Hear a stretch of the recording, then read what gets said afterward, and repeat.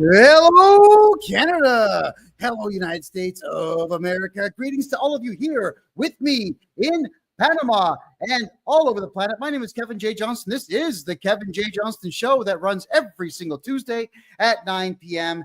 Eastern Time. Oh, we want to say welcome to all of you. Thanks for being here once again. I will not be doing my 15-minute diatribe. I will not be telling you funny stories or anecdotal tales. We're going to dive right into our guests today. We've got Rob Anders joining us right now. And also we've got a special guest I'm going to introduce you to in just a couple of minutes here. Rob, great to see you once again. Tell everybody who you are and why they must care as much as I do, please. Well, I was a member of Parliament for over 18 years in Ottawa, first the Reform Party, then the Canadian Alliance, and then finally the Conservative Party federally. And I've gone down the rabbit hole of central bank digital currency, and I'm very concerned about the control that will give government over individuals' lives, etc. And you can just look up the quotes of Mark Carney to figure out where he wants to take stuff. Oh, yeah. It's very dangerous. And our next guy that you're going to introduce is one of these bankers in Alberta who I think really understands. And we swap some emails back and forth type of thing about where we think this is all going. Well, let's just introduce him right now, shall we? Brett Oland from Bow Valley Credit Union in Alberta. Welcome to the show for the first time. It is a great pleasure to finally see you face to face. Oh, great. Well, thanks for having me. Really appreciate it. Well, tell everybody here what Bow Valley Credit Union is and how it's different from a federal bank. And then we're going to dive right into my questions. Go ahead. Oh, boy, open a can of worms there. Okay, Bow Valley Credit Union based in Alberta. We've got about 600 million in assets, which is small relative to the bigger banks, especially in the U.S. We are a credit union, which means that we are membership owned, so we're not driven by shareholder demands. Specifically, the BlackRocks, the Vanguards, the State Streets of the world, and specifically in Alberta, we're regulated differently. So we're regulated provincially, which our province definitely has more a freedom mindset in mind than the Ottawa mindset, which regulate the bigger banks in Canada. Specifically, Bow Valley Credit Union, we're well known for pushing back against the COVID mandates for vaccination. We never forced anybody to take any vaccinations. We feel that's a health decision that should be made on behalf of an individual, and it's not up to corporate organizations or governments to make that decision. Secondly, we're pretty well known for very much pushing back against Ottawa. During the Freedom Convoy, we refused to close anybody's accounts that were associated with that, which a lot of the bigger banks across Canada were forced to do that. And then thirdly, we're pretty well known for our stance on hard money, specifically gold and silver, and we're starting to tread our way into Bitcoin. So. Whoa, okay, that's quite the mouthful. And what I find here is that Bow Valley, I lived in the province of Alberta from 2021 to 2023, and everyone knows who you are. So congratulations on that. In fact, most people say, hey, try Bow Valley if you're tired of the big sticks. So there we go. Rob, the reason we're having tonight's show is you sent me an email, which it caught my eye because it says Texas and mints own coins. Let's talk about what Texas is doing. Please go ahead. Sure. So they have a bill that's been drafted and will be before the Texas legislature. And it basically is to go back to what they call constitutional money. Texas is unique in many ways. I mean, not only is it a large, powerful state, I think it would be the 6th largest economy in the world if it was on its own type of thing. So it's a powerhouse. But, when it won the War of Independence vis-a-vis the Spanish Empire / Mexico, it was a much larger state than it is now. It actually went all the way up to Wyoming.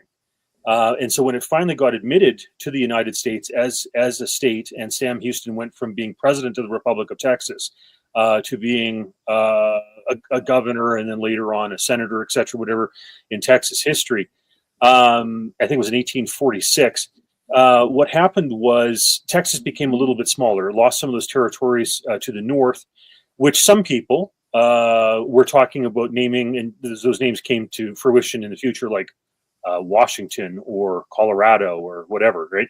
So Texas has the ability constitutionally to split into 5 separate states still to this day. And what that would mean is that all of a sudden, rather than having 2 people in the Senate, that territory would have 10 people in the Senate, and it would increase the electoral college votes by 8. And obviously that would be like probably 8 more Republicans, you know, for Republican president like Donald Trump, etc.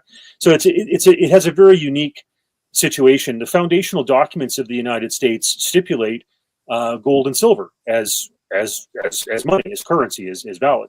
And so what Texas is doing, what one of these state legislators is doing, is basically reverting back to that and saying pre-Federal Reserve, after the turn of the century, after John Pierpont Rockefeller passed away, that you know, basically they're going back to real solid money. So you know, Brett and I have talked about this, where in Alberta we have these provincially regulated financial institutions. His is one of those. I would like to see the Alberta government change it up so that the mandate, if you will, is to have those institutions take on a percentage of gold, silver. One might even toss in oil, you know, etc., as a way to bolster the assets. Because I frankly don't trust Justin Trudeau or Mark Carney with the direction that they want to go with regard to central bank digital currency and their spending. So anyhow, that's just a thumbnail sketch. Well, that's wonderful. Now, Brett, over to you. Is a Bow Valley Credit Union. I know that we don't get taught anything in school about money, finance, mortgages, even how to shake hands or create a resume. These are not things you get taught in high school.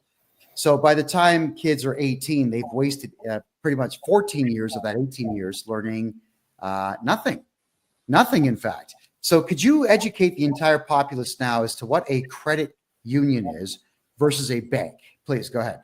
Sure. Yeah, I touched on a little bit of it earlier. So first and foremost is we're shareholder owned, or member owned versus shareholder owned. And so our members are within our communities of Alberta. We're only regulated to operate within Alberta. And that means that there's not a shareholder off in a far off land dictating to the board of directors a direction that it should go.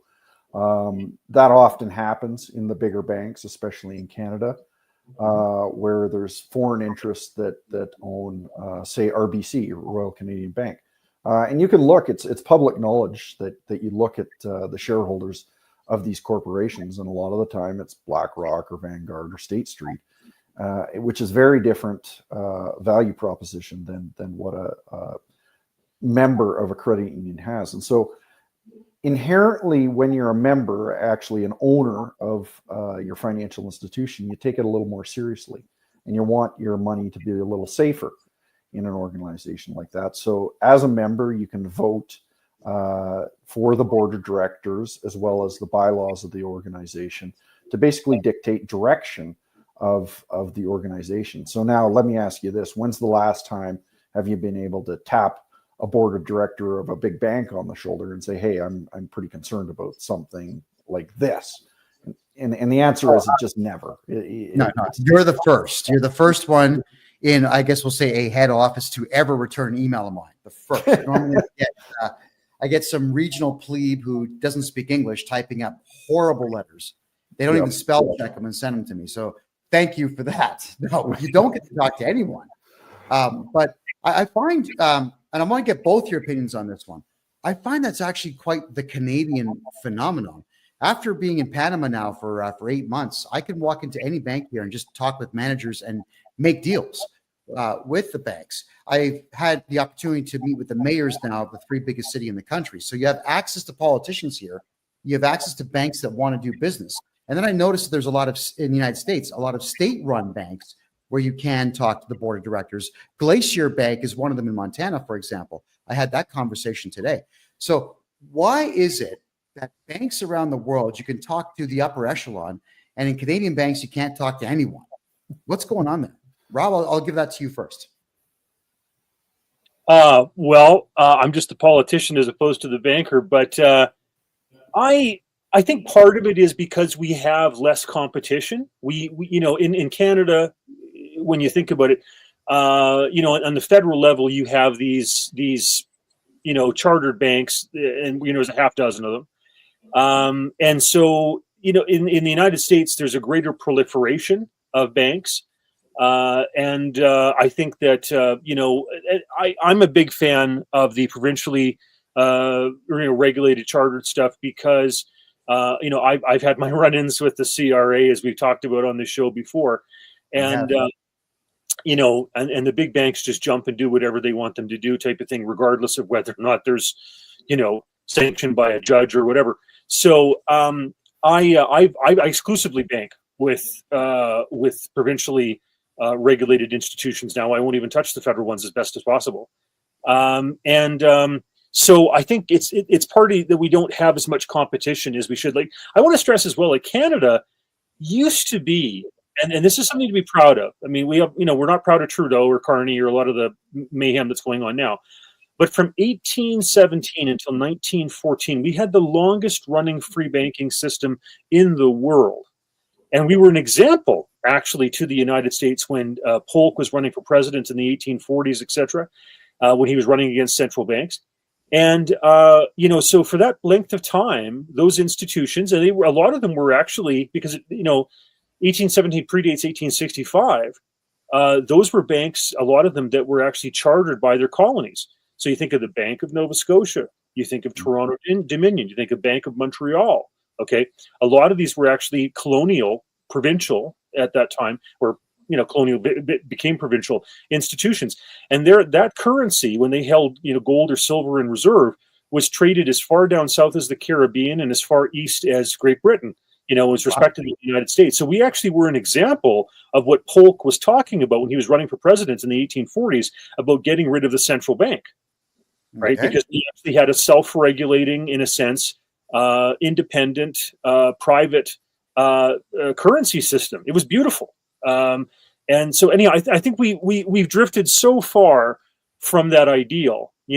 Canada used to have 2,500 tons of gold, This is back in the 1960s. If we'd held on to that, we would be the third largest reserve of gold in the world after, like the United States, for example. And I think it's Russia or China that would come back after that, but maybe Italy now. Anyhow, but yeah, it's just I think we've lost the sense of competition, and it's been overregulated, I think. All right, and Brett, I want to get your thoughts as somebody who's in banking. Why is it that we can't talk to anybody in the upper echelon of banking in Canada? Yeah, and I definitely agree with Rob that it's called a monopolistic oligopoly in Canada. So, effectively we have very few bigger banks that control 83% of the Canadian banking system. And then you have these smatters of credit unions. There's only about 200 in Canada. Compared to the United States, where they have over 6,000 banks that you can choose from. So there's definitely that piece where there's lack of options. And what's really troubling to me is in Soviet Russia, there was one central bank and there was one commercial bank. And so basically, if you got debanked by the commercial bank or the central bank, effectively you were done.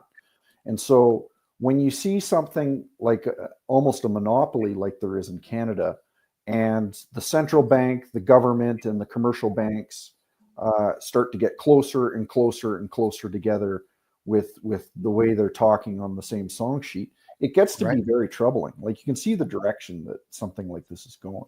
Right. I want to toss into something that Brett's talked about there, and I know, for example, I took in a presentation that he did in Cochrane, where the head office for their bank is, and he mentioned Gazbank, and I was like, this guy gets it, because when Lenin nationalized the banks in 1917 in Russia, then the Soviet Union, whatever, what happened was they had it was easier to nationalize the banks in Russia than it would be. Sorry, it's easier to nationalize the banks in Canada today than it would be in Russia and the Soviet Union in 1917. In other words, they had more banks with a greater dispersion of assets in 1917. So you imagine the type of control that was when they created Gauze Bank.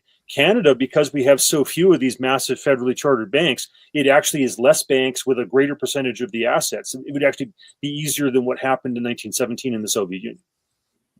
That's frightening when you stop and think about it. Yeah, for sure. All right, so this is the question I've got, and it's a big one. Being here in Panama, I'm helping a lot of Canadians get their money out of Canada into Panama. I'm also helping them move money into the United States. I'm helping Ontarians move to Bow Valley in Alberta.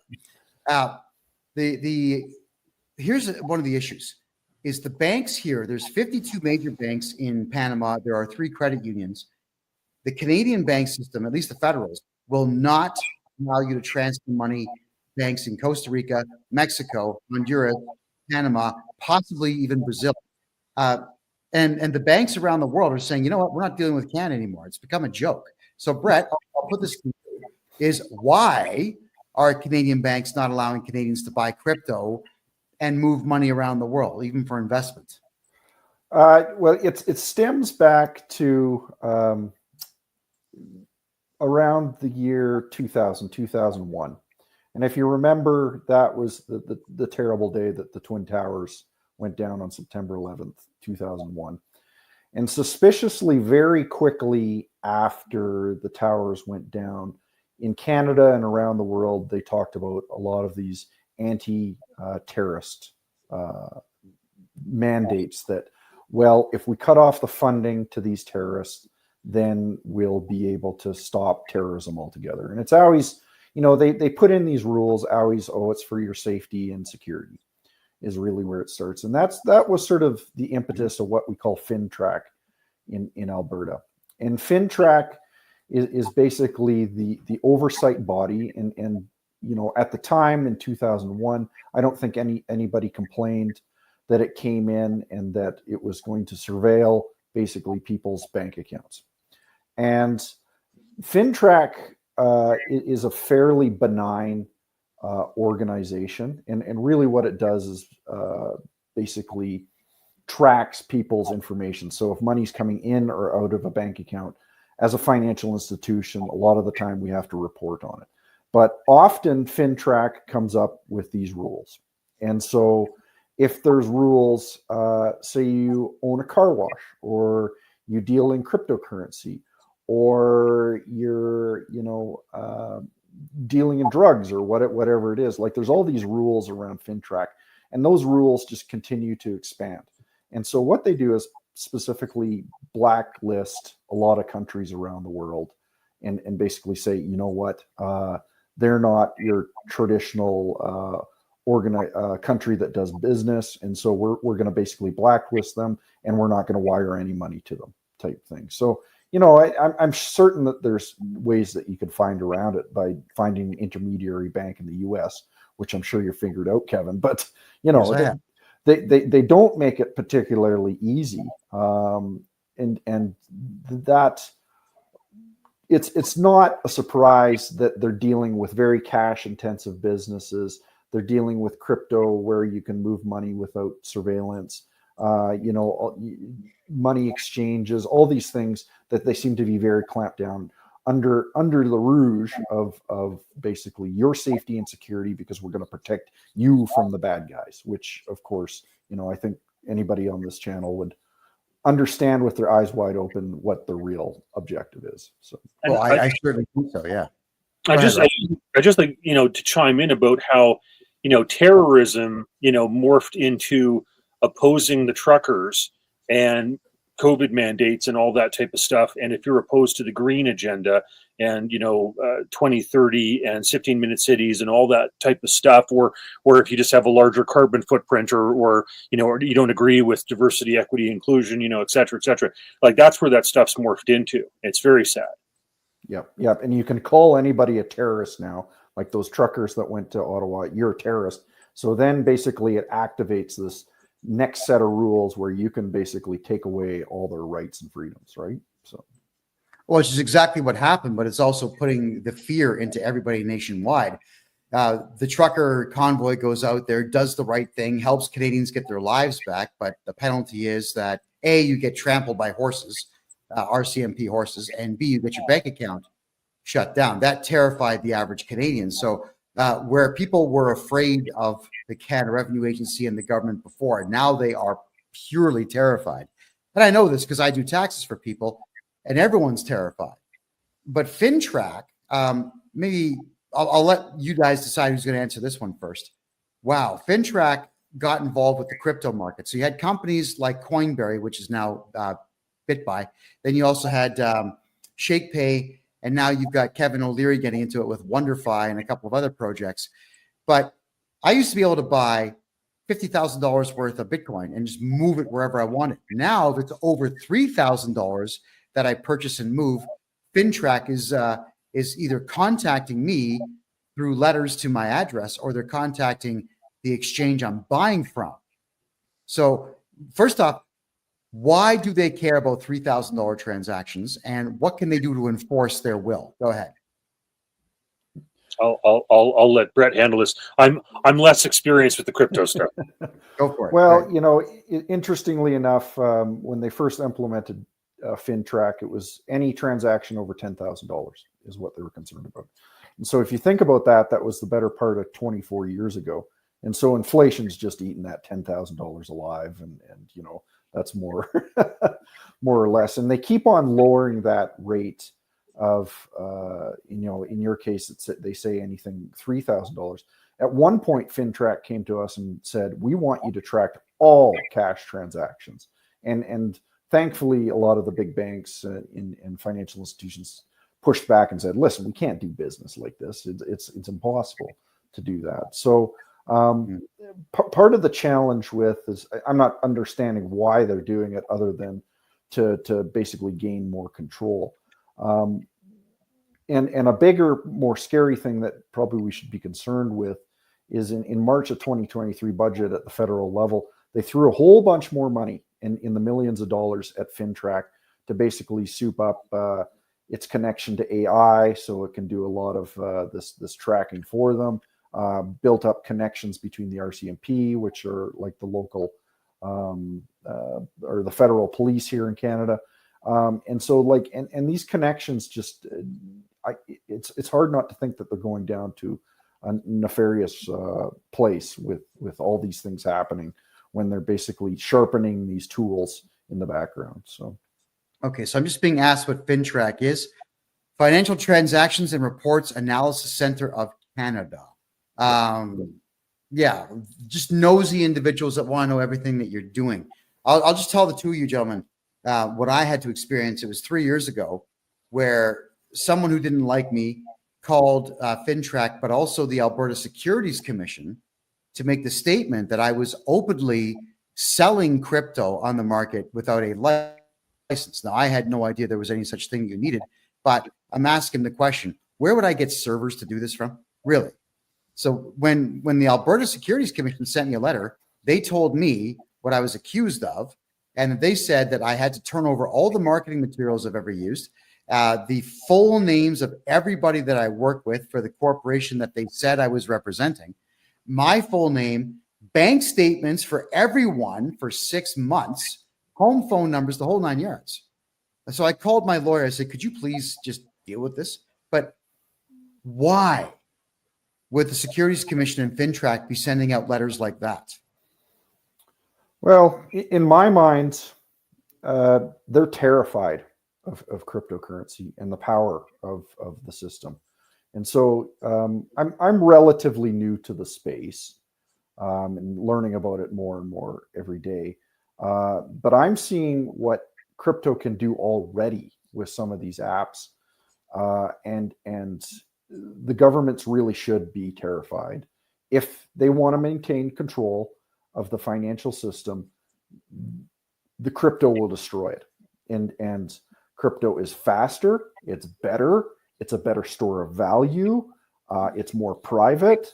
Yes. You know, you name it, you go down the list of these things, and they if you think of money as power and control, they quickly realize that they'll lose it if the world moves towards something like a cryptocurrency. I just wanted to chime in and say that I sent out something today where Mark Carney, just blasé, talks about wanting to control $150 trillion to target that money, private money, toward his green,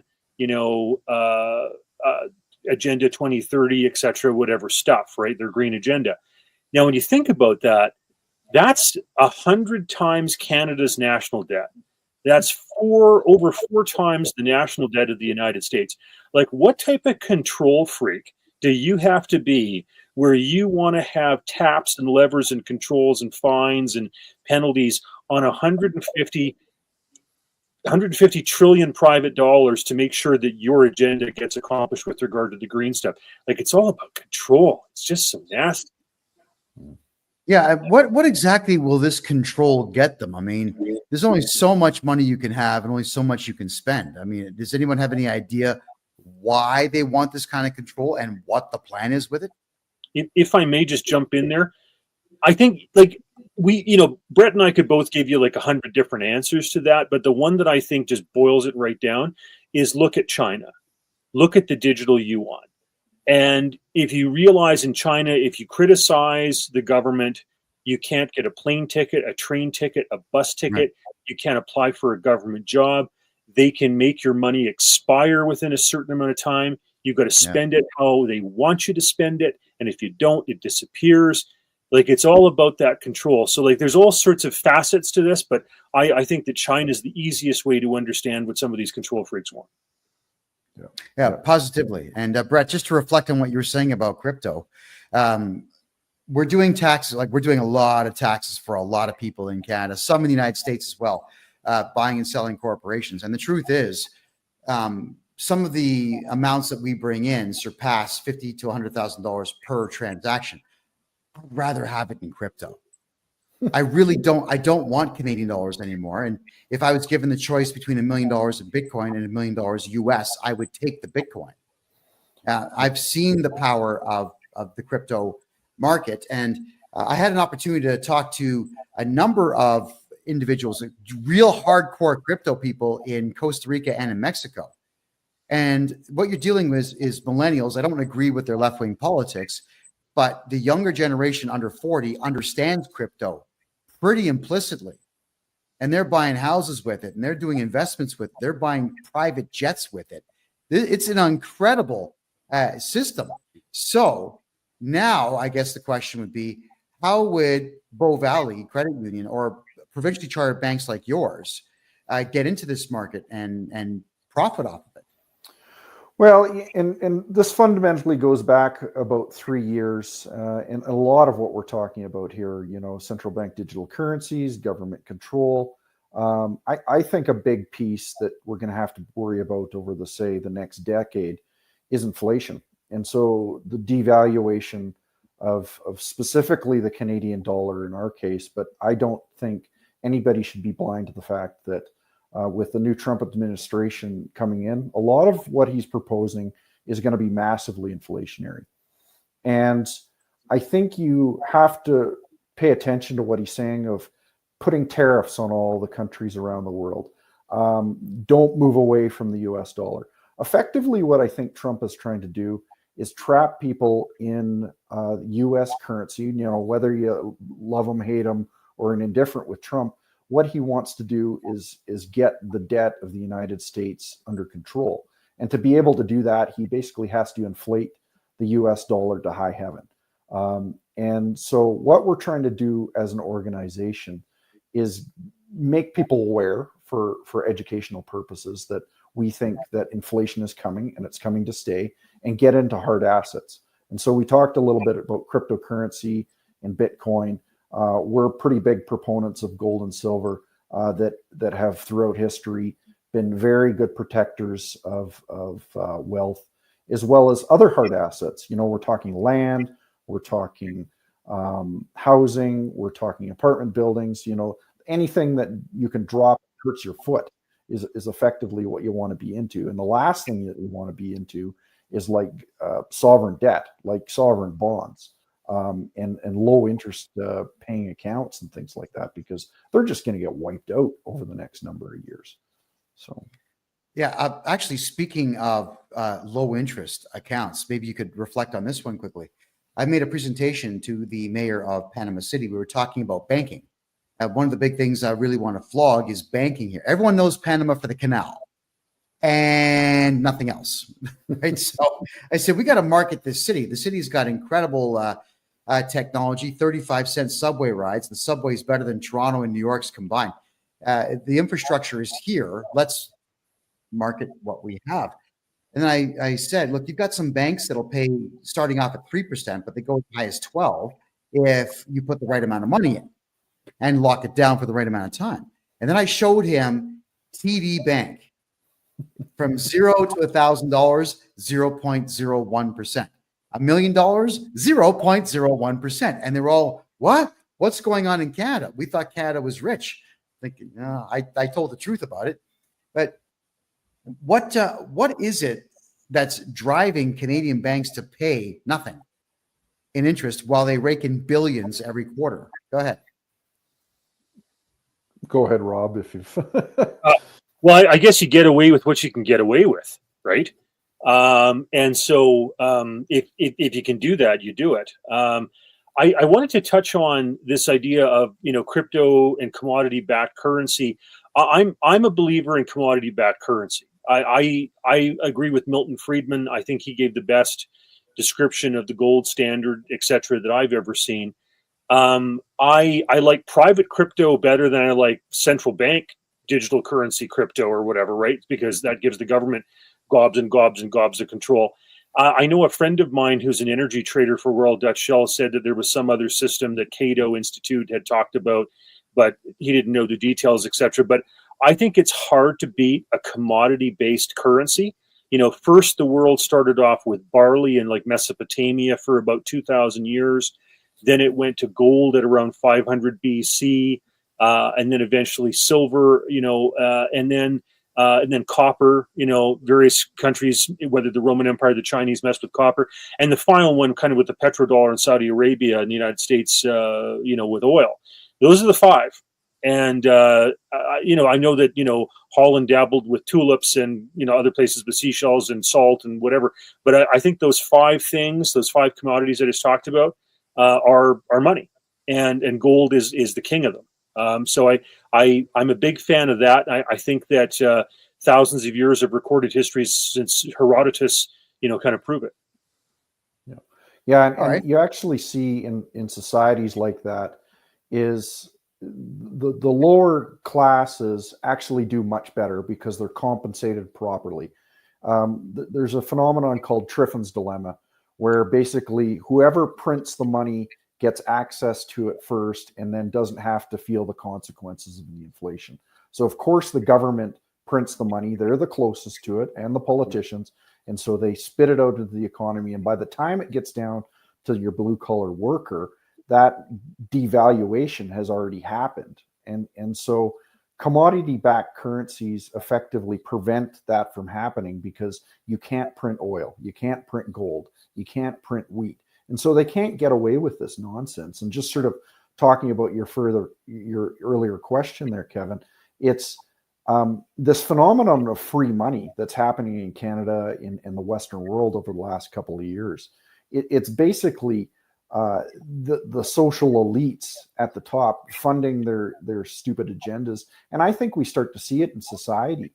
And when you have free money and there's sort of lack of proper compensation for all the workers, you're going to see things like prostitution, drug problems, funding of ridiculous organizations, painting rainbow sidewalks, you name it. Like it's like that you're just going to see all this malinvestment throughout society that would not happen if you actually paid people properly and weren't devaluing the currency constantly. So Rob, I got a question and answer here in the TikTok room. Joseph, if you want concrete tools and strategies on how to transfer assets and wealth here to Panama, get a hold of me on my personal website. My name, kevinjjohnston.com. Could everybody please type that in the room, and same over here on Kick? I appreciate that. By the way, guys, Look at the free information you're getting. It's amazing. Why are there only 2,300 likes right there? Could you all start going like double tap, tap, tap, tap, tap, tap? Just launch it. Same over here on Kick, please. We've got 6,000. Get everyone liking it, please. It helps the algorithm find us. Oh, and everyone see that good-looking guy on the other side of the screen there, Brett? Directly below him is that symbol. It's a thumbs up. So click it, please. It helps us gain traction in the algorithm. Rob, you're up. Go ahead. Sure. I was just going to say that, when I first got elected back in the 90s, the candidate's debt was around, $600 billion, et cetera. And I wondered if in my time as a member of parliament, my lifetime, we would cross into the trillions territory. Justin Trudeau alone has put $1 trillion onto the national debt. I mean, it's mind-boggling. $1 billion alone he was, putting off to the We charity. Brett was just talking about these little pet projects and everything else. I understand some of that was to go and actually subsidize, his wife because she had issues with his lifestyle and whatever. And that was a way to kind of do some back payments. It's just disgusting the way some of this money has just been blown away. And of course it's going to cause inflation. You can't just dump $1 trillion, of government debt into the Canadian economy and not expect there's going to be consequences, right? Disgusting. Well, part of the consequences that we're learning now is the Canada Revenue Agency has been given a mandate to collect as much money as they can, any way possible. So they are assessing people who make $20,000 a year at $50,000 a year of taxes. I know this because I'm seeing these letters on a regular basis. So it's forcing everyone to do either improper or illegal things. And I doubt very much deliberately assessing someone's taxes at more than double what they make has got to be illegal. It has to be. So, yeah, for sure. Brett, you mentioned earlier in the show that you did not cooperate with the government when it came to shutting down bank accounts of truckers at the convoy. Could you explain what it is that led you to that? Is there a mandate because you're provincially chartered that allows you to ignore the Fed? Go ahead. Well, that's part of it. So we're regulated differently. So we're regulated provincially versus federally. But this actually fell under back to FinTrack again, that tool that they seem to be sharpening. And if you know much about Canada, the Deputy Prime Minister, second in command in Canada, her name is Chrystia Freeland. And she is also in charge of the Office of Superintendent of Financial Institutions and FinTrack. And so basically, very politically driven person that basically forced the hand of the federally regulated banks to shut things down. But what was really interesting is that within hours of her getting up on the podium and talking about, we're going to enact what's called the Emergencies Act and shut down people's bank accounts and things like that, these banks are actually started doing it. So they had advance notice that something was happening in this regard. And we made the conscious decision with it. If we get this order, we're going to push back against it. And we're going to fight it in the courts.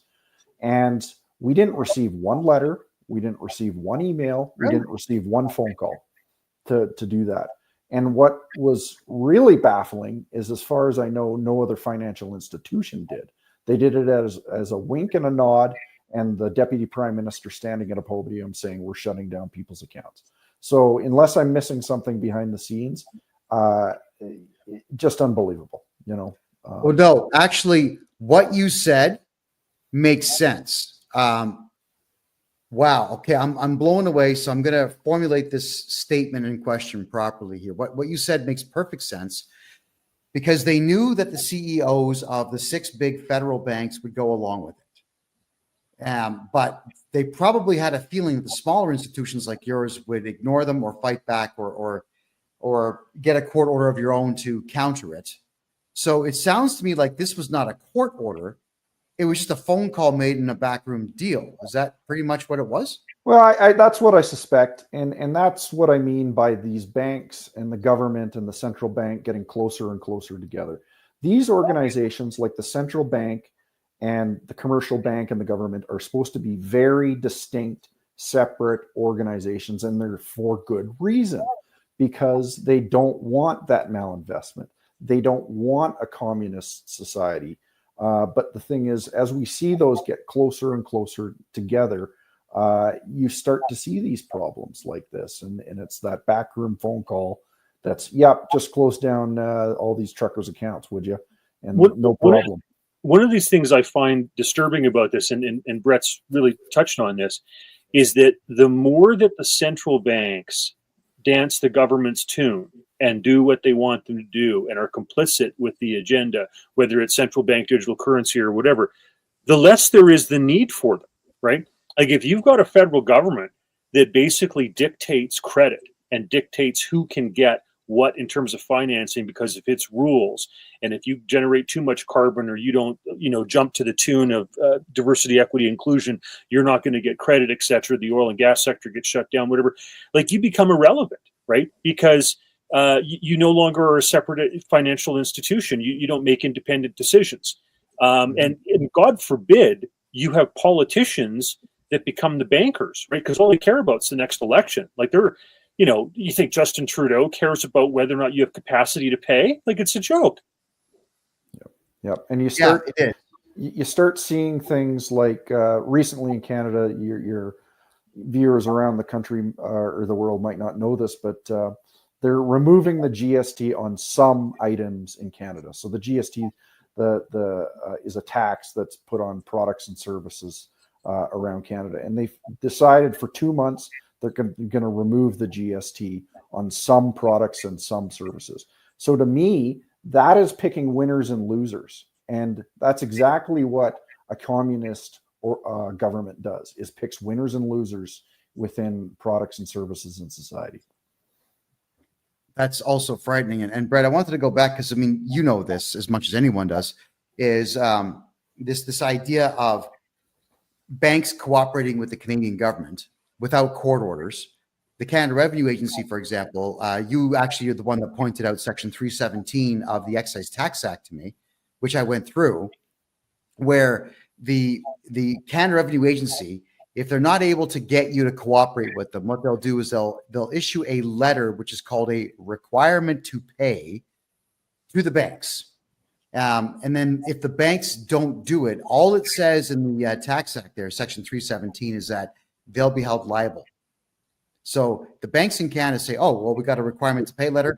We will give the CRA the money. So it's not that the CRA people has access to your bank account. It's the banks that actually give it over. But Brett, I had a great conversation with a gentleman that works for the CRA. I'm actually going to release the audio track soon as my lawyer says it's okay. And this guy, he was nice. He was polite. We were actually very nice to each other on the phone. But he says the following: the CRA does not sue people because we do not want to set a precedent of losing. He said this. He also said that they don't file criminal charges because they can't make money on that. They don't seize properties unless it's an absolute guaranteed slam dunk win that they have case law to back them on, because it costs too much money to try to get somebody's house. Mm-hmm. So if the CRA is making statements like this, what are the banks afraid of if they just tell the CRA, no, we're not going to give people's money to you anymore? If you don't mind, I'd like to just delve into that. There are so many people who are scared of their audits and scared of, I mean, the CRA is now 59,000 employees. It's bigger than the Department of National Defense. It's bigger than Canada Post. Okay, that's ridiculous. We have 8 times the number of people working for the CRA that the United States does in the IRS per capita. We have 10 times the number of people working in the CRA that Germany does per capita. It's outrageous. And I want to tell a story about David Elderfield. He's a fellow that I know. He ran a company called Wayfair Identifiers.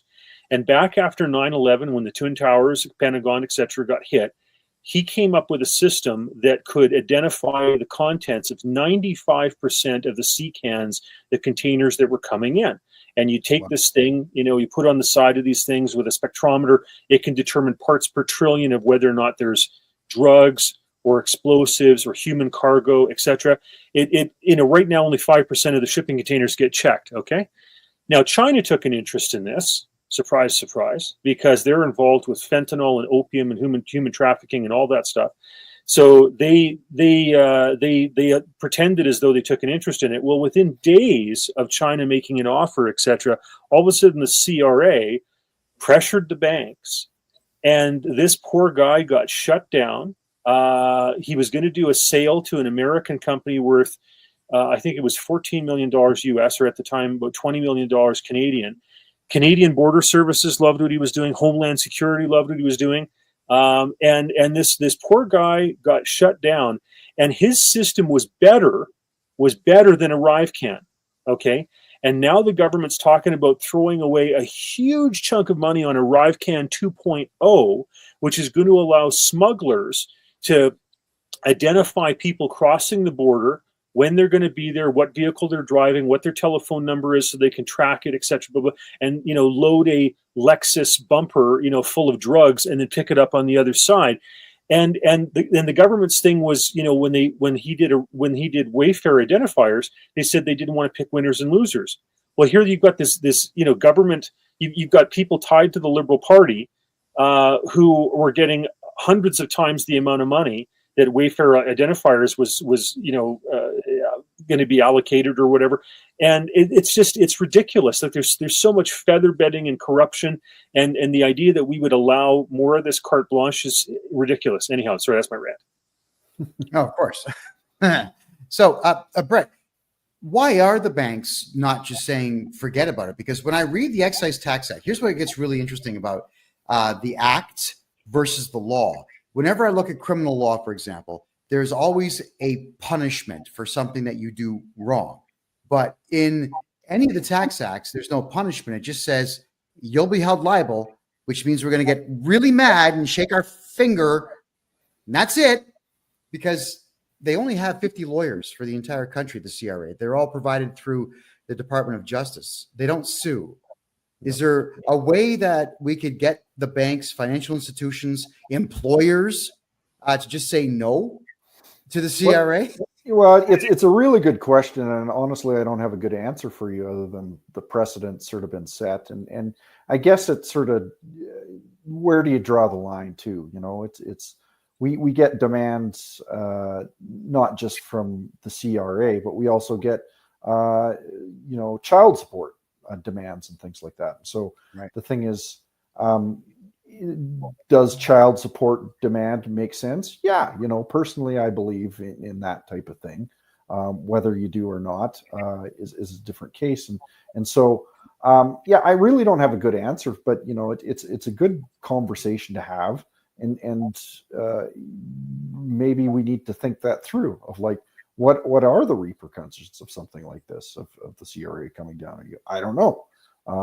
I've never been bold enough to try it. So, well, and that's a fair answer. Absolutely a fair answer. All right. So, because it's an issue that's near and dear to my heart. This is why Alberta should seriously be looking at having its own revenue agency, right? The idea that you give that much control to Trudeau and one of his ministers, they don't even listen to the ombudsman. In David Elderfield's case, the ombudsman did the highest, level of reprimand he could do to demand an apology from the CRA, and they still didn't do that, right? It's ridiculous what they get away with, and the idea that Alberta, or any other province would roll over and let them have this much control, it shouldn't be. Well, you see, actually, I agree with that. And then based on the fact that earlier in the show, we talked about Texas minting its own coins and possibly currency. The province of Alberta, for those who don't know, around the world, in Canada, there's 10 provinces, which essentially are independent countries that work under the banner of the Dominion of Canada, all trying to get free stuff from each other. But Alberta has oil and beef and trees and water, beaver pelts. We got it all. Alberta does have it all. It could be an independent country just on the oil alone. So do you gentlemen think that there is a way for Alberta to have its own minted coins and, like you said, its own revenue agency where all the money, actually, could Alberta be its own country? Let's go through all three of those. Brett, if you wouldn't mind, I'm going to maybe address this first and then turn it over to you because of what you guys are doing. Okay. Sure. Because Brett's really tackling this in a head-on way.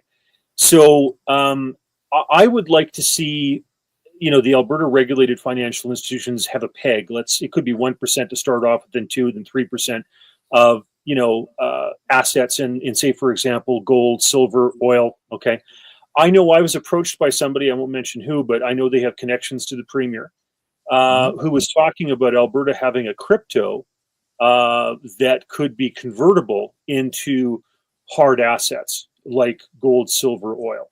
Now, Alberta is probably best situated in terms of oil because, we produce millions of barrels, etc. We have a little bit of gold, but not much. And anyhow, so oil is the easiest one, I think, in terms of that.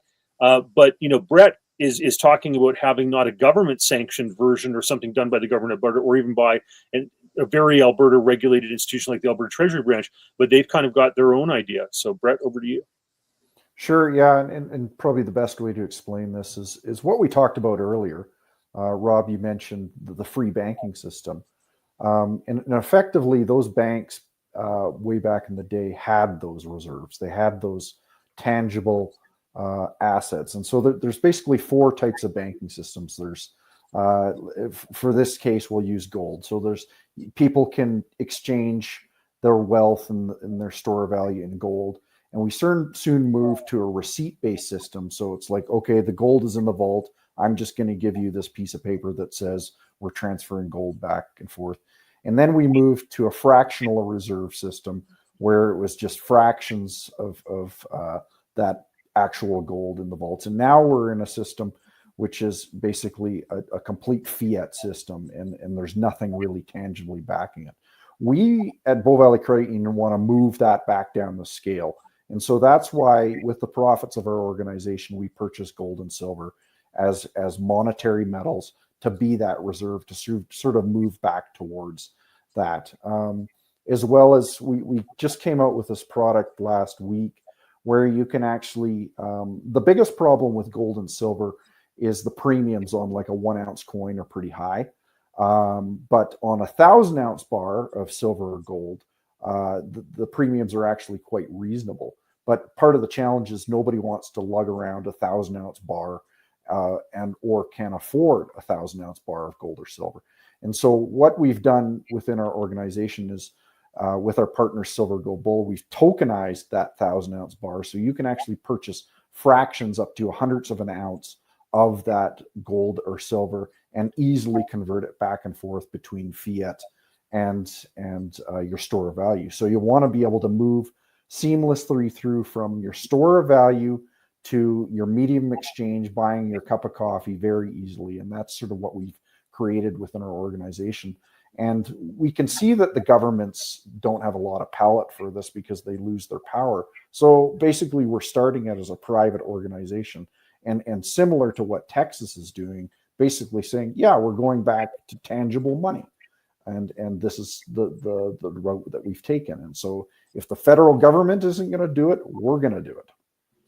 Okay, so you're essentially a small provincial bank that actually has gold and silver in its vaults. Correct. Yeah. Compared to the other ones that have nothing in their vaults. I'm very happy to hear that. And I'd like to add in that if Alberta did this, okay, I think there would be like a sucking sound for money capital across the rest of the country. They would be fleeing to something that wasn't just fiat garbage and that actually had, a fractional reserve. And he and I both agree with this, in terms of the fractional reserve part. Like a history thing I just want to touch on for a second is, when Rome, for example, had its gold, silver, and copper coins, at one stage, the Roman Empire and its economy got to the stage where it was almost going into territories to get more mines because it wanted to have more, commodity type of thing for its currency. The Spanish Empire ran into the same thing, but then discovered Peru, and then all of a sudden the pieces of 8 were all across the world and causing inflation of their own type of thing, but were really sometimes the most common currency even in the United States during that time. And then the British Empire also had that type of situation where literally they were going into territories to make sure they had enough, of the commodities to back their pound sterling, etc. So I think that to have a fractional reserve and probably utilize these various commodities that I've talked about that are time tested is kind of the way to go. And I'm hard pressed to think of a better system. I don't know of one. Yep. All right. So you I actually combine want to, sorry, Brett, you go ahead. Oh yeah, and exactly the road Rob's going down here, and you've touched on there, Kevin. It's like this concept of using the blockchain or the crypto technology as well as hard assets in commodities and things like that. The technology is there, and we're capable of doing this type of thing, and it would, you know, build a very sound financial system. I wanted to point something out here. You mentioned silver, gold, bull. I actually buy all of my gold and silver from silvergoldbull.com. I know that people are buying commodities now. Have a look at this, everyone. These are copper coins. They're not pressed with a face value, but they're pressing coins so you have an ounce of copper now. And I wanted to show you here, out of stock, out of stock, out of stock, 1 kilogram out of stock, 1 ounce copper bill out of stock, coins out of stock. People they're lapping it up. They're worried. I think that the average person in Canada is excessively worried about the Canadian dollar. I'm worried about it. Being here in Panama with the US dollar, I'm losing 30 cents on every dollar. It's really getting on my nerves, actually. So my thoughts are I'm going to have to start buying up vast amounts of gold and just pay the duties and get them shipped down here just to be able to have the same value. Because anyway, I just want to point that out to everyone that the Canadians are catching on to the fact that the Canadian dollar is kind of useless. And if you look at XRP has tripled in just the last month. People are believing in other things. So Brett, you being in banking, I'll ask you this one. The Canadian dollar, is it going to be around in 5 years? I think, especially what the Trump administration is doing, I fear for the Canadian dollar really bowing under its own weight. We continue to and Rob, you're probably better versed in this, but effectively the Canadian dollar is backed by our resources of our country. Very significant oil and gas producer and exporter. If governments continue on down the path of this green agenda and continue to make it more and more difficult to get oil and gas out of the ground, our dollar is going to collapse on itself. With massive amounts of tariffs, our dollar is going to start collapsing on itself. You know, we're one of the least productive G7 countries that there is. And I think we might even be the worst productive G7 country that there is. You know, people are getting poorer within this country. We're less productive. And this all leads to a decline in the currency and the devaluation of the currency. So, and part of the challenge is this compounds on itself. As we lose ground against the US dollar, a lot of the products and services that we try and import are priced in US dollars. And so inflation starts to increase. And then they print more. And then inflation increases again. And then they print more. And you get into the super cycle of where it really perpetuates itself. And it's no wonder you're seeing things like hard assets out of stock, because people recognize this. And especially in Alberta, they're clawing and scratching over people to get into housing and in land and just put my money somewhere, because they don't really understand it, but it's just get it into hard assets, get it there. Right. It's really just unbelievable, frankly. So, okay. So then I guess here's a real good question for you then, based on what you just said. Let's say that everyone in Canada takes all of their cash and buys hard assets with it. Let's imagine that everybody could afford a house. What would happen to the housing market if the Canadian dollar crashed and had to be replaced by the American dollar? Like, I know it's completely speculative, but it's a concern of mine.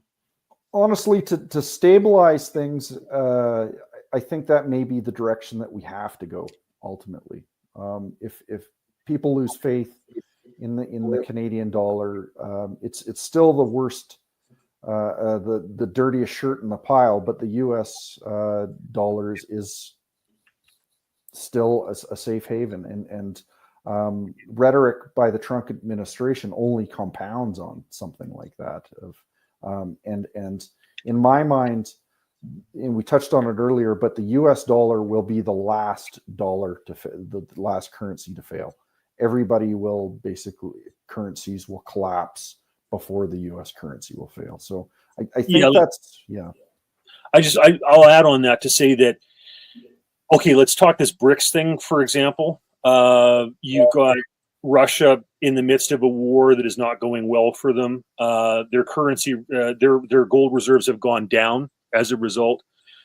China has gone down in terms of their gold reserves by about 1,000 tons since a little over a decade ago, etc. And their economy is having its issues. India is going ahead and storing up and buying it's massing its gold reserves because it's worried where things are going to go. South Africa, has its own issues, type of thing. So I don't think that that's realistic. Like I know that China and Russia don't like having to deal in U.S. dollars and would prefer to get out from under that. But if I'm a banker in Frankfurt or Zurich or wherever, I'm not going to look at the BRICS thing and go, yeah, that's credible. I don't think that's realistic. The euro. Britain is looking to do the Brexit thing. They're kind of, going back and forth with regard to that. Germany has now elected, the Alternative for Deutschland in a serious way in the Bundestag. They're looking to get out because they don't want to take on the debts of Portugal, Italy, Greece, and Spain, etc. You think about it with the euro, you've got 20 plus countries with 20 plus macroeconomic variables. So to figure out the value of the euro, you've got to have like 400 to 500 variables in the calculation. Like it's insane. I think Margaret Thatcher was right when she said that lowering the tariffs and creating a common market made sense, but that the lack of immigration controls and the common currency was not going to work out. I think she's right. It's just a matter of when. So I agree with Brett that the Americans with 8,000 tons of gold are still, and by the way, that's not the 20,000 tons of gold that the United States had in the 1960s, right before they delinked to gold in 1971 with Nixon. So they're not the currency they used to be, but it's still the best one of the bunch. Well, I'd rather make that than Canadian, but still rather make Bitcoin than both. So that's me telling you the truth there. Well, a common thing also, gentlemen, that's told me all the time is that Canadians actually want the U.S. dollar in Canada.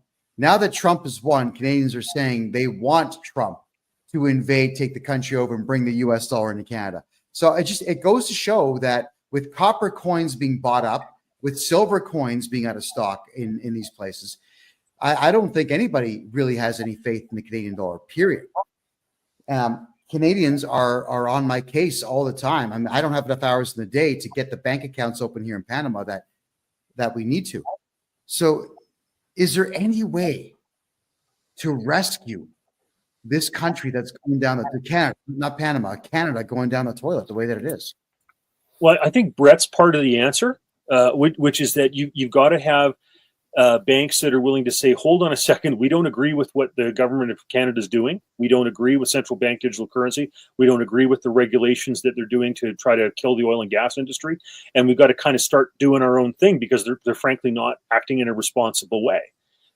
So we need to have people that vote with their feet, their dollars, and their checkbooks, and their mortgages and credit cards, and go toward institutions that are being financially responsible, like Brett, and say, we don't want to be part of this super controlling, overly regulated fiat system. We want to go back to a fractional reserve. And I have been working and sending out emails, for a while now, to try to encourage my fellow politicos in Alberta and across the country that I think Alberta is in the best position of any place to have our provincially regulated institutions move over to a fractional reserve system. Well, that's a mouthful. That would take quite some time to disseminate.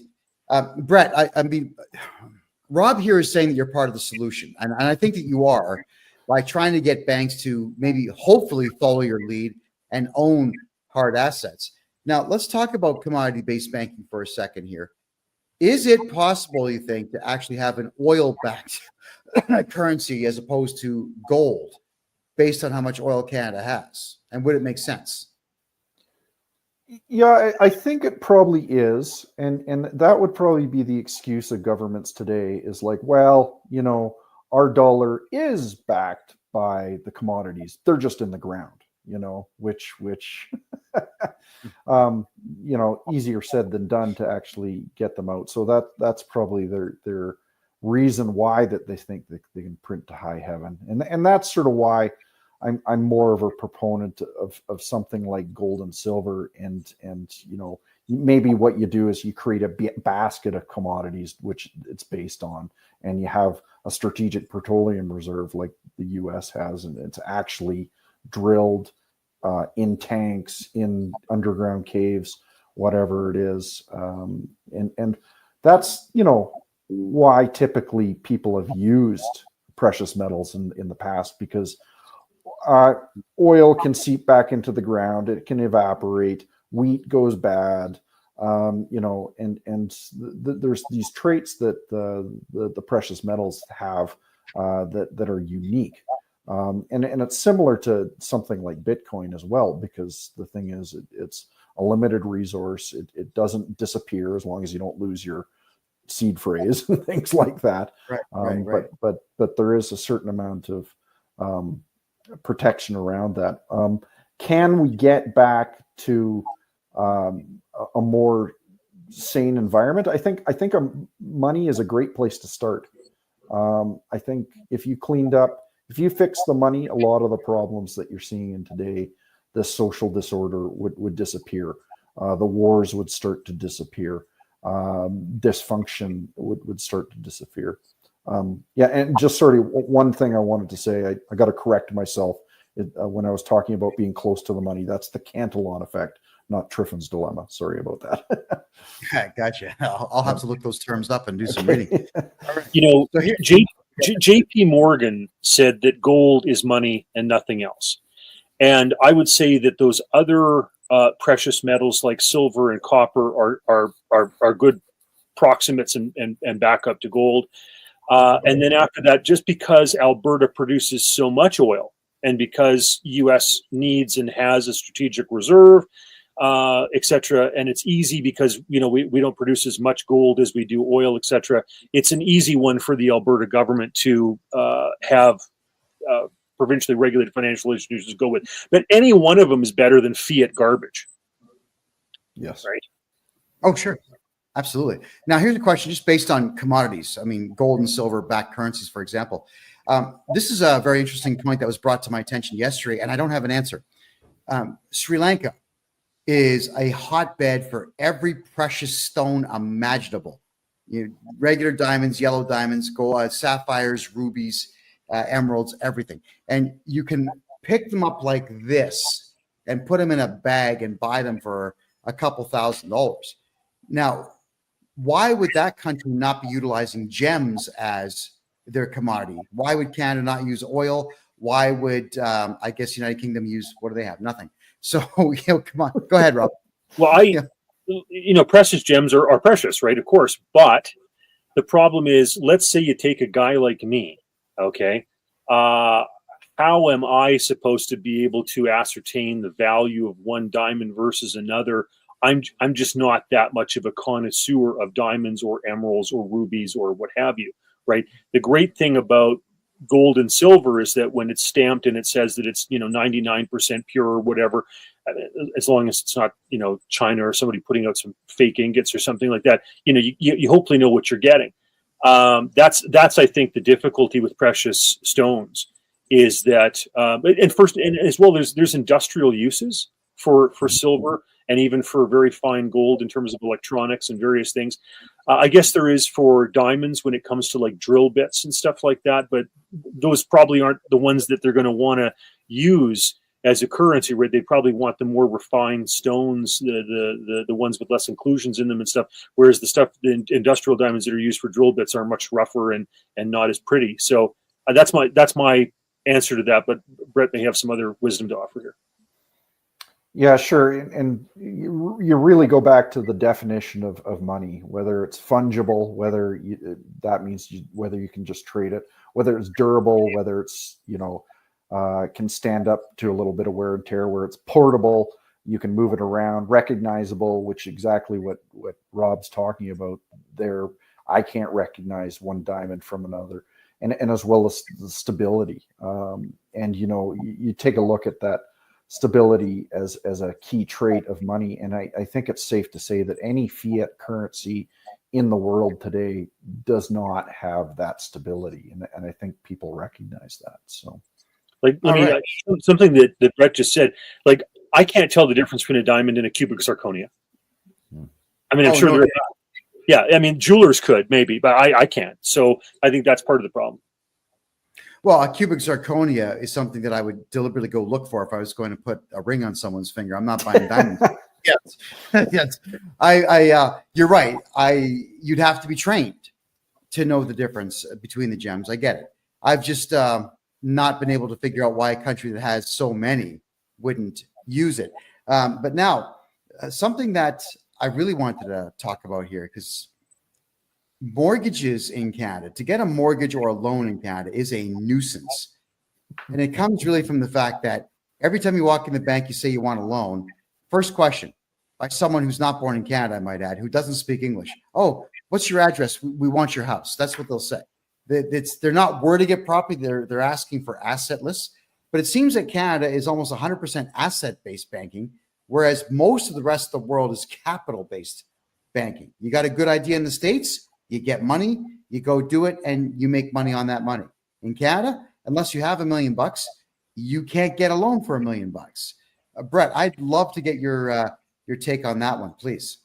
Yeah, no, we're especially seeing some challenges. We're considered income-based lenders, and that's becoming very difficult, especially with the baby boomer generation retiring, because they don't have any income. And so when most of the financial institutions in Canada are income-based lenders or, collateral-based lenders like you're talking about, it makes it extremely difficult to do a lot of type of lending. I would suggest it's a safer type of lending, but part of the challenge is, and we've seen this in Australia and especially in Canada, the housing prices have just gone up in their bananas with the cost of housing compared to the average wage of an individual. And, it's not like that in the US. It's not like that in other areas of the world where, we're talking about 30-year, 40-year mortgages and that type of thing. And the youth in Canada cannot afford any housing. It's just unbelievable. So part of the challenge too is it just compounds on itself. So anytime there's a bit of a wobble in the housing sector, the Canadian economy is so dependent on it that the federal government is very quick to step in to solve problems and basically throw more credit at the system. So, but you're absolutely right. There's more than one way to skin a cat, and really you should look at hard collateral and capital to be able to do lending versus just passing around houses back and forth to each other, because it makes up a huge proportion of the GDP of Canada and Australia, right? So I just wanted to touch on China for a second. Like, one of the reasons that the Vancouver housing stuff is just priced out of the ridiculous is of course there's great weather and people want to live there even if they can't find a job there, whatever. But as well, if I'm in China and I have this ridiculously controlled, regulated, blah blah blah, digital yuan, I am going to own a property in Shaughnessy in Vancouver, even if I don't live in it and it sprouts up weeds, because that's way safer than having my money in Chinese digital yuan in banks in China. So that's part of the problem for Vancouver, is you've got all this Chinese money that is desperate to get out of this corrupt system. And you're probably seeing a lot of that, even just what you do, Kevin. It's like Canadians recognize the corrupt system and they're looking for a better alternative down in Panama or Central America or South America, that type of thing, right? Well, I've already found it for some Canadians. There are a number of companies down here. It took a little bit of negotiating to get it to happen, but if you have a credit card, like an Air Miles credit card, buy a condo on a credit card. Just tap it, get your Air Miles, get your points on it.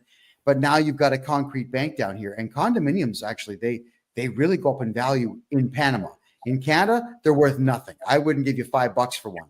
But here, I'd buy half a building worth of them and Airbnb them out and watch them grow in value. So you are correct. I am seeing Canadians and Americans, mostly Canadians though, putting their money down here where it's affordable. And I keep alluding to this in my show. My grocery bill is $30 or less per week. There are restaurants that have plates of food bigger than my head for $2-3. I'm stuffed. I can't even finish the meals. 50-cent coffees, 50, 60-cent donuts, $1 slices of cake, 6 inches across. It's easier to live in a place like this, much like I'm sure that Vancouver, as expensive as it is easier for Chinese folks, especially from the big cities, to live in. So yeah, we're seeing wealth moving out of crazy places into less crazy places all over the world. I just wish the Chinese folks knew that Canada is almost as crazy as China. If Alberta had these fractional reserve, real solid asset banks, there would be all this money from the rest of the country that would be flowing in here trying to get away from the fiat system in the other places. It'd be awesome. I would love it. Yeah, I would, and that would mean that Alberta should probably eventually have its own police force, get the Royal Canadian Mounted Police out because they serve no purpose, and have its own standing army. I think it'd be great. I would love that. Would be the Alberta that I would move back to in a heartbeat. Is to be there with its own currency and its own almost sovereignty. The Switzerland of Canada. It could be that. I know. Do you think that Daniel Smith's got the backbone for it?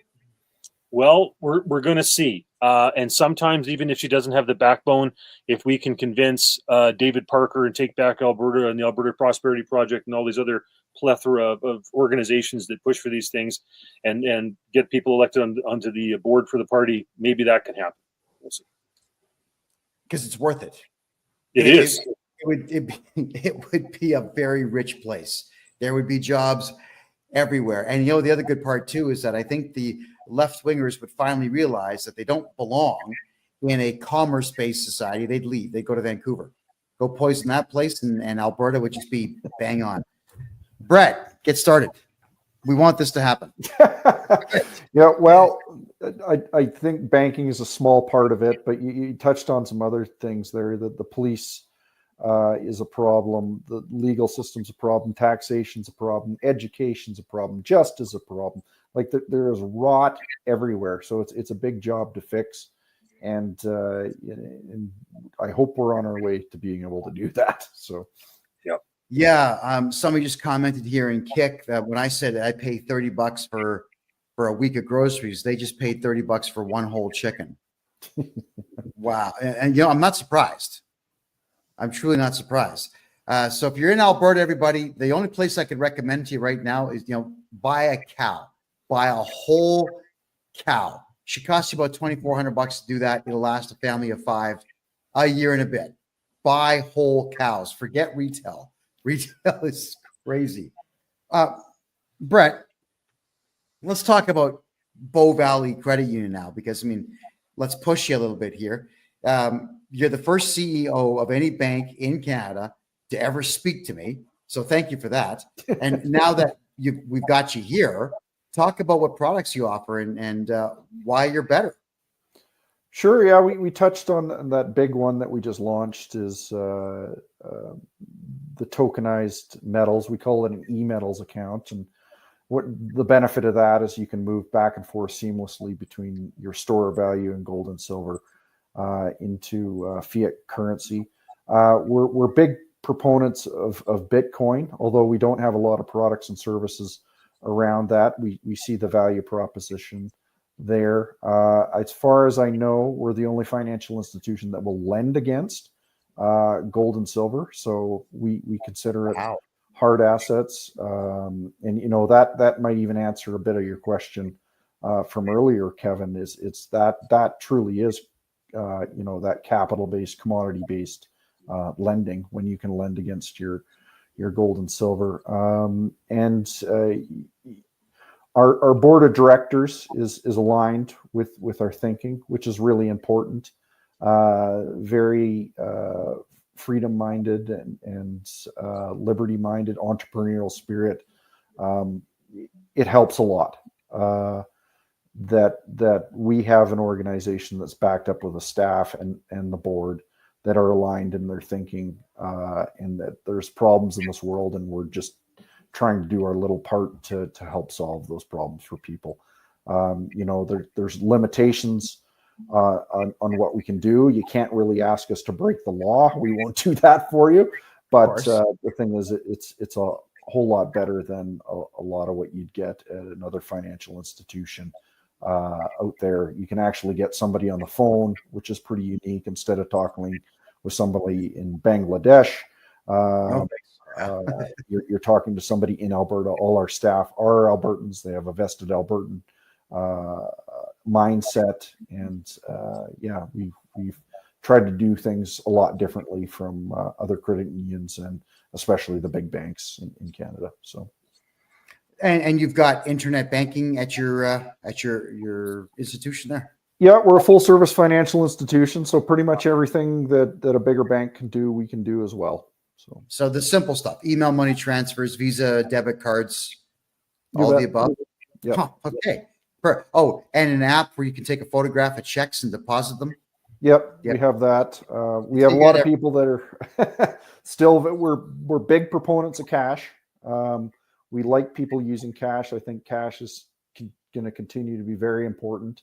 And so we are pretty adamant that we want cash services to be used as well, which, a lot of financial institutions seem to be moving away from it, and a lot of businesses too seem to be moving away from cash, which I think is pretty dangerous. So I think it's it's ridiculous to do so. Absolutely. Now we got a great question here in the TikTok room. This is from Ian Brown. He's asking, will you loan against Bitcoin or other crypto? We're not there quite yet. It's the loan to value would have to be pretty low, just because Bitcoin is pretty volatile. But we need a couple of things in place before we can be able to do that. We need to be able to house your Bitcoin with a custodian. So that way, if you can see the math behind that. If you have your Bitcoin and our fiat cash and disappear, that's a problem. So we almost need to have your Bitcoin with a custodian. That can be a big challenge for a lot of Bitcoiners. They want their keys, their coins in their possession. But we are looking at that and trying to go that direction. It might be a bit of an uphill battle with the regulators, but that's something that we are interested in. Is there also, I'll follow up with my own question on this, because I've actually been pestering a lot of mortgage brokers on this. Can we get loans to buy Bitcoin and sit on the Bitcoin, pay the minimal amounts in cash? When the Bitcoin climbs, cash it in and pay off your loan and have the extra Bitcoin over top of it? Is there a way that a bank could actually lend people to buy crypto? Yeah, it's called margining. You see it in the stock market all the time, and you just have to be prepared.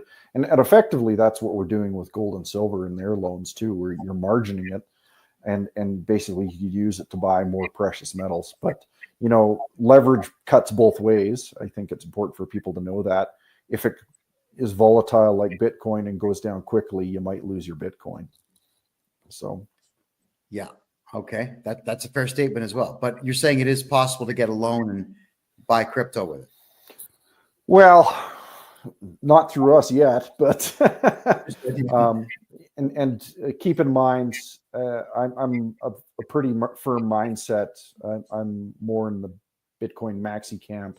that all other coins are shit, with the exception of Bitcoin. So I get it. I see where Ethereum has its uses with the millennial generation. They absolutely love to spend that back and forth, mostly on digital stuff. You ever notice how many 40-year-old virgins there are out there buying video game skins? Yeah, stupid stuff with Ethereum, but it flows a lot. Yep. With the Russians making the announcement that they're considering XRP as a national currency, I guess would drive that up. But I do believe in Bitcoin. And that would be the first coin of choice that I would want ever if someone were to give me the choice of coins to have. So I agree with you on that. Bitcoin's the oldest. I think it's the least corruptible. And I think in 5 years, it's going to be worth $500,000 per coin. That's my personal thought on Bitcoin. If you have a different opinion, let's hear it. Again, yeah, not financial advice, but I expect within 3 years, Bitcoin to hit 225,000 US, just based on some patterns that have happened in the past. So that's a pretty good risk return. Yet again, this is not investment advice, but yeah, it's got incredible potential. And just regarding XRP, you know, it's got a really, really interesting use case around a medium exchange that I think has the SWIFT payment system and a lot of the banks very concerned with, because a lot of the banks' margin, especially in the US, is made on foreign exchange. And with something like XRP, that basically disappears, right? So I think XRP's popularity is increasing just because the number of transactions per second it can do on the worldwide networks. That's my explanation that was given to me on it. It was something like 44,000 per second, as opposed to Bitcoin, which was considerably less. Yeah. But I don't know if that's true or not. Yeah, I'm not sure on the specific statistics, but the medium of exchange use case is very interesting. I'm not so sure about the store of value case for XRP. Basically, what they've used is a cryptocurrency coin to fund the development of a payment rail system, is effectively what they do. So what's the value of that payment rail system? Right now, it's looking like it's worth about, say, 200 billion Canadian, which might be in the ballpark, but expecting XRP to go to 5,000, and that would imply that the XRP Ripple network would have an intrinsic value of 500 trillion. I think that's a little far-fetched. News to me about the Russians maybe using it as a store of value seems strange to me. The better use case for the Russians, I think, would be for a medium exchange, but that's just from what I understand. So, all right, perfect. And Brett, a lot of people are asking who you are because they can't on TikTok and Kick, they can't see you. So go ahead, let everyone know who you are and how they can find you. Oh, sure. My name is Brett Oland. I'm the CEO of Bow Valley Credit Union. To get in contact with me, just go to Bow Valley CU, the letter CU, like in creditunion.com. If you're interested in getting in contact with me, you can just reach out to the contact section and get in contact with me. And happy to have a conversation with anybody. Unfortunately, we can only help people with their banking within Alberta. But yeah, happy to noodle around a few ideas if anybody's interested. Can people move to Alberta and open an account? Absolutely. Yep. Can they open up corporations and run them out of Alberta and open up an account? Yes, they can. So you can have a corporate, your corporation registered within Alberta, and we can open up an account for you. Yes. Would you look at that? So get a hold of me and I'll help you get the corporation done. Brett's going to get your bank account going for you. Get your money out of the other provinces and spend it in Alberta. Yeah. The chicken wings are better and the women are prettier. There you go. Done. It's a good point, though, because we've touched on it this whole time. Capital flows where it's treated best. And the thing is, all you have to do is beat everybody else. And I think that's what Alberta is doing effectively. It's like capital is going to be treated better in Alberta. Money and people will flow here. Well, I absolutely agree with that. So everyone, that is BOW. It's not BULL. It is BOW. Bow Valley Credit Union. And I get annoyed because when I'm typing emails to you, Brett, I'm using the phone, I'm dictating it, and it always spells it Bull Valley. And I know I'm saying Bo. I know I'm saying Bo. It never gets, never spells Bo. Well, how long has the bank been around? 70 years, 70 years. We actually started in Banff, Alberta. Banff Park Savings is what it used to be called. We've seen a fair number of cycles, not as old as some of the bigger charter banks that have been around for over 100 years in Canada, but we've seen our fair share of licks. So. Yeah. Oh, and that's 2 words, guys. BOW, and the second word is Valley Credit Union. And just so everyone knows, I've got the biggest mouth in Canada. I have been declared the most controversial man in Canada. I didn't give myself that title. The Canadian Broadcasting Corporation and CTV and a few other junk outlets gave me that. And Brett must be true if they mentioned it. Oh, so. It has to be true for CBC. I agree. It has to be true.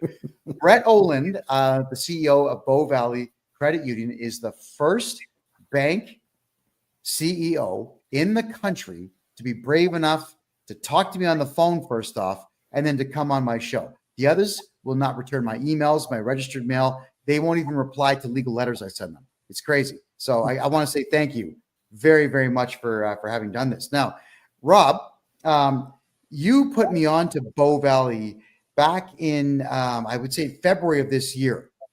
We were talking about the fact that the Canadian federal bank charters were going to expire on June the 30th. And immediately after that show, my email box filled up. What should we do? So I began telling everyone, do a bank run. Get your money out of Canada. Just go grab all the cash you can. Then you came back on the show 3 more times. I said the same thing publicly this time. Do a bank run, do a bank run, do a bank run. That got back to Trudeau and the powers that be. So they extended the Bank Act 2 more years. So I want to say again, thank you, Rob, for being a part of that. And Canada, you're welcome. You're welcome for 2 more years to get your money into something of value. Now, Brett, I got to ask you this. You're provincially chartered, but what happens to Canada in 2.5 years now when the federal bank charter expires? The Bank Act expires. When the federal banks no longer have a charter, what is going to happen to the Canadian dollar? Go ahead. Right. I think it's important to note that this has been around since about 1871. The Bank Act. It always had this clause in it that they were going to review the Bank Act every 10 years, and then they moved it to every 5 years, and then they moved it to every couple of years, and they were supposed to actually review it in the middle of COVID, and I think it was 2022, and then they pumped it out to 2025, and then as you suggest, I think they put it out to 2027. I haven't done enough research on it to see if it's nefarious. It's definitely something lingering over people's heads. If you really want to go down the rabbit hole, they may be proposing to move towards something like a central bank digital currency in 2027. They are woefully unprepared to do something like that. So we may have a little bit more runway than something like 2027. But I'm not much of a fearmonger on this one, just because I just don't think there's a viable alternative that they could move to at this point. So my worry is if they get rid of Trudeau, and I would like to see Trudeau lose abysmally and Pierre Poilievre pick up a ton of seats and get a majority government. But if they swap out for somebody like Mark Carney, who is like hook, line, and sinker on central bank digital currency and green economy stuff and everything else, and has all sorts of, plans with regard to forcing people down that route of switching people out of oil and gas into, whatever. I think that's a huge problem, because Carney is a slicker salesperson for central bank digital currency than Trudeau is, and that is dangerous. Yeah, no, I completely agree. He's smarter. He's better versed. He used to be a central banker of the Bank of Canada. He went over to England and was the governor for the Bank of England. And if that doesn't scare you, nothing else would. You know, there's constant ties back to the monarchy, and the saying goes, all roads lead back to London. A lot of the problems we see in the world today are based out of that little island, and don't let them fool you. There's a lot of trouble that England can cause, and you see it today, and they're the ones that are pushing Russia into World War III. They're the ones sending missiles over to Ukraine. They're the ones saying, "Oh yeah, we need to liberate the Ukrainian army." And you know, these things are not good. And I thank goodness that there's people behind the scenes, that it seems at the Department of Defense in the U.S. that have some sane minds and are not letting this thing escalate. So.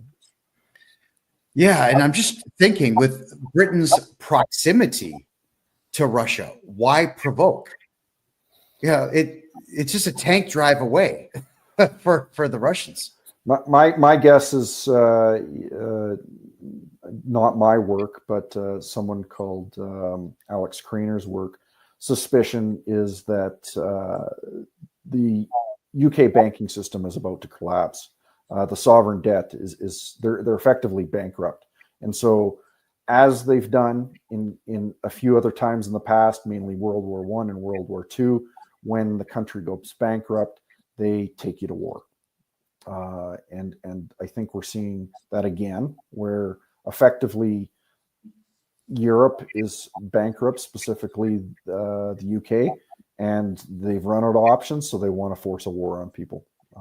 That's my opinion, but I want to point out, in Canada's case, like I said, we had the beautiful free banking system operate in this country from 1817 until 1914. It's not a coincidence that ended at the beginning of the First World War, and it's not a coincidence that they brought in the Federal Reserve in the United States after Pierpont Morgan passed away, and with the introduction or whatever of the First World War. So wars they create terrible banking scenarios, right? They debase currency, they cause inflation, all that type of stuff, right? So because of the First World War, we lost the most beautiful free banking system the world had ever seen. That's an absolute shame and a crime. And I am concerned. If you're telling me the United Kingdom is broken, this is the only way out for them is to cause trouble and a war. Uh-oh, look out. Now, here's hoping that Uncle Trump is going to stop that nonsense. But he's only one man. So we can't put all of our faith in just one guy. Now, Rob, this is for you. Speculation on after the election next year. Should Poilievre win a majority government, will there actually be an improvement in the economy, or can we just expect more of the same?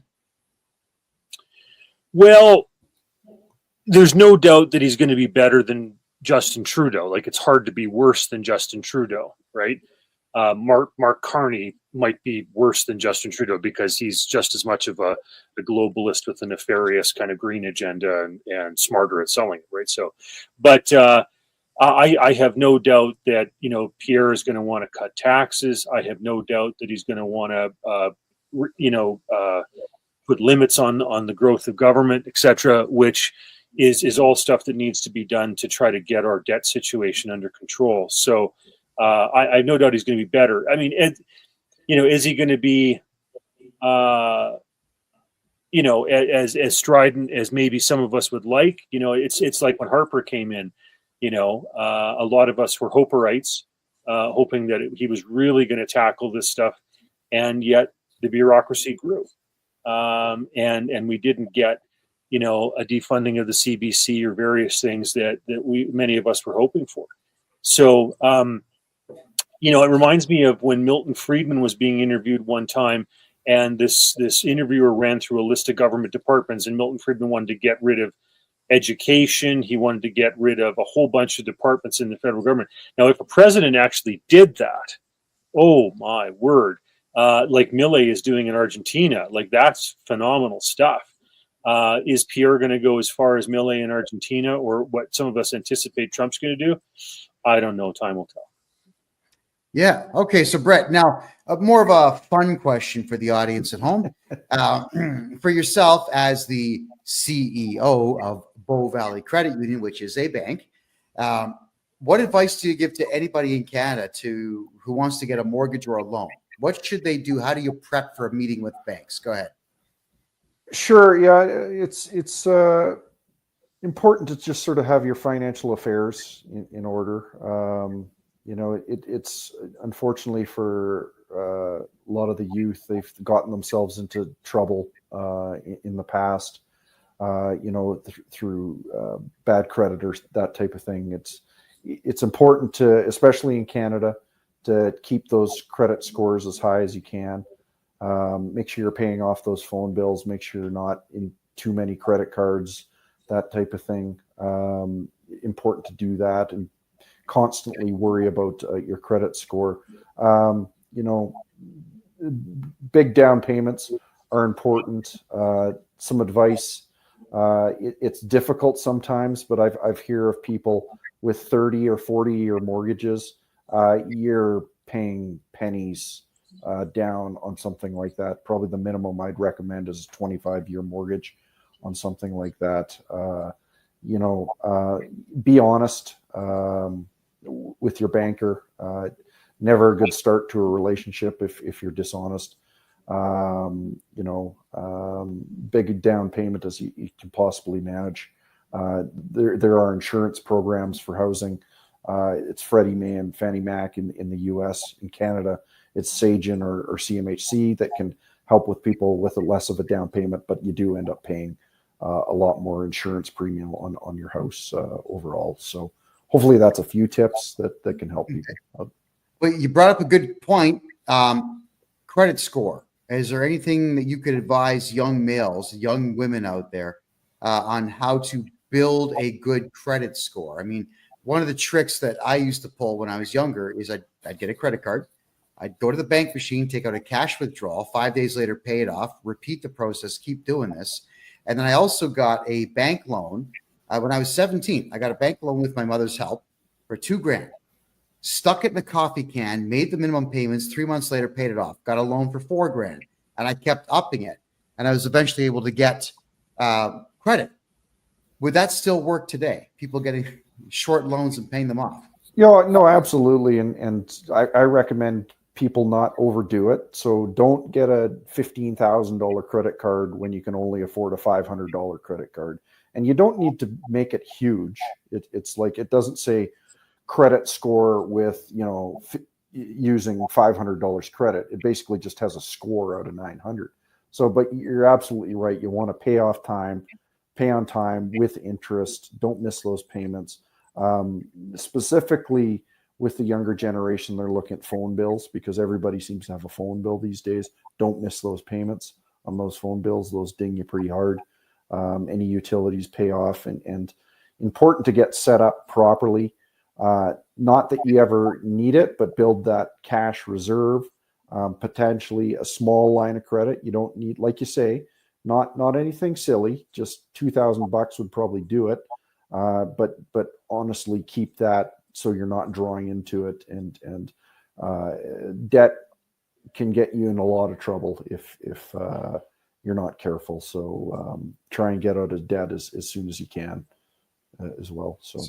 Yeah, you said a lot of stuff I agree with there, and some of the stuff I knew and some I didn't. So I think what I'm hearing here is maybe, correct me if I'm wrong, but maybe we should open up corporations and put our phone bills, our electrical bills, internet bills, everything into the corporation instead. Because, I can't see putting a power bill, a gas bill, an internet bill in your name. I don't think that builds credit if you pay it on time. I just think it actually removes or lowers your credit score if you don't pay it. Am I right or wrong on that? Yeah, to some degree, you're right, because the thing is, the more credit pulls that you actually have can actually decline your credit score. So if you go to the phone company and the utility company and a bank and a mortgage broker and all these companies all at the same time, and they pull a credit bureau on you, it can actually decline your credit score just because the algorithm thinks that you're going out to try and grab money wherever you can. So it's important not to do it all at once. But it's not anything I've heard of, but it's not a bad suggestion of sort of de-risking yourself by putting stuff in a corporation that could effectively have a crappy credit score, and you get off having a good, clean one. So, yeah. Oh, yeah. I started doing that almost 20 years ago. There has not been a bill in my name in 20 years in Canada. Just because I got tired of finding out that there was the possibility. Sometimes you just forget. You forget you had something, and it goes into what they call an R9, and your credit score just drops. Yeah, it's possible to forget. So yeah, I would say do the corporation route as well. Okay, so Rob, you were a member of Parliament for 18 years. You had, unfortunately, the opportunity many times to be 5 feet away from Trudeau and so on. Your experience in politics is absolutely unbelievable. Could you maybe in our last 9 minutes here give your thoughts on what Canadians can do to protect themselves and their families? Please go ahead. Well, if you can pay in cash and keep cash alive, that's a good idea, because if you get to a point where 90 some approaching 100% of transactions are done digitally, it makes it so much more compelling for those who want to go to a central bank digital currency to advocate for that. So if you want to keep cash, use it. As well, I mean, I certainly have switched out to using provincially regulated financial institutions as much as I can, because the federally chartered banks will just jump to the tune of whatever the CRA and the government wants, whether it's truckers or what have you. I think all the stuff that Brett was talking about your debt scenario, is good advice, and I think that people have to worry about where interest rates are going to go. I expect what's going to happen is you're going to have a yo-yo effect on interest rates, where the government wants to appear that it's doing something with regard to inflation, so they'll hike rates, and then because they can't afford to pay their own rates with regard to their own debt, they will take it back down, especially when they see it's killing the economy or causing unemployment, etc. So we're seeing a bit of that right now, where they hiked up rates and they're bringing them back down aggressively because they realize it's going to have a strangling effect on the economy and on their own borrowing. So I think because of Trudeau putting $1 trillion into the national debt, there's no way you're not going to have inflation and the government periodically spiking rates. So that's going to be tough on borrowers. So there's a number of things like that. And of course, I can't stress enough what Brett's trying to do, which is to go back to a fractional reserve and to advocate that banks do the responsible thing, even if the government wants to do the irresponsible thing and carny with a central bank digital currency. I think we need to move back to a fractional reserve. In Alberta's case, I've advocated this, where at first you can make it 1%, and then you take it to 2%, and you take it to 3%. Make it easy for people to meet the hurdles, but to go back with having something that backs up currency as opposed to the fiat we have now, it's a mistake. Canada had a great system going, and we've abandoned it. It's a shame, but I do appreciate you coming out here and telling us all of that. And Rob, we are always going to have solutions here. Rob, how do people find you online if they have any questions for you? I'm on Facebook. I'm the guy in the silver billy Stetson cowboy hat. robforblue@gmail.com is my most used email address, type of thing. Perfect. Rob, wonderful to see you again. Thank you so much for being here. And hey, Canada, you're welcome to Rob for extending with me that Bank Act for 2 more years. Great to see you, and I hope we'll talk to you in a couple of weeks. Sounds good. All right. Thanks, Rob. Take care. Okay, Brett, got me here for the last couple of minutes. Again, I am thrilled beyond reproach to have you here. You're the CEO of Bow Valley Credit Union. You've answered a lot of great questions tonight for people. So please flog yourself. People should be banking with you. You are someone who decided to come on this show, and I represent what we'll say the common man and what the common man expects out of their government, which I think is too much because the government's not prepared to do anything. I just want to say thank you for coming out here, being brave enough to talk to the common man through this show. So please tell everybody how they can reach you and how they can make money with you. Go. Just plug it. Sure. Yeah. It's a lot simpler if you are an Alberta resident, and you can just go to our website, bowvalleycu.com, and nose around a little bit and see what we're up to. I think people are going to be really interested in this eMetals account, where you can basically keep your store of value within gold and silver, but easily transact into fiat currency back and forth, or borrowing against your gold and silver. You can get a hold of me through that website.